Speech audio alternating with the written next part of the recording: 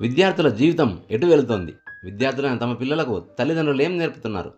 పాఠశాలలో విద్యాబుద్ధులు నేర్పే గురువులు మంచి నడవడిక నేర్పించడానికి ఒక దెబ్బ కొట్టగానే తల్లిదండ్రులు గురువులపై దండయాత్ర చేసి మా పిల్లలను ఎందుకు కొట్టారు, ఎలా కొడతారంటూ కేసులు పెడుతున్న సంఘటనలు చూస్తున్నాం.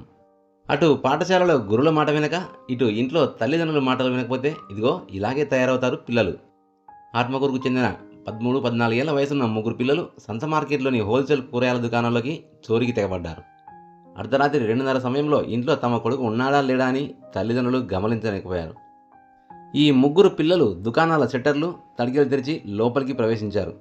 బహుశా దొంగతనం చేసే సమయంలో తాము సీసీ కెమెరాలు రికార్డ్ అవుతామేమో అనుకుని అక్కడ ఉన్న సీసీ కెమెరాలను సైతం పగలగొట్టడానికి ప్రయత్నించారు.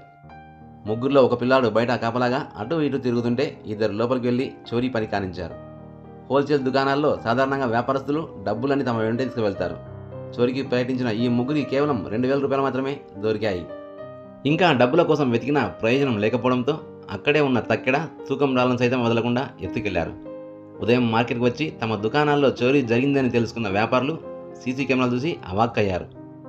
పాఠశాల వయసున్న ముగ్గురు తమ దుకాణాల్లో దొంగతనానికి పాల్పడ్డారని తెలుసుకుని విస్తుపోయామని చెబుతున్నారు వ్యాపారస్తులు.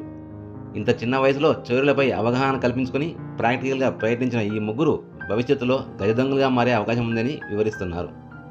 ఈ ముగ్గురు పిల్లలు ఎవరని తెలిసినప్పటికీ వారి భవిష్యత్తును దృష్టిలో ఉంచుకొని పోలీసులకు ఫిర్యాదు చేయలేదు వ్యాపారస్తులు.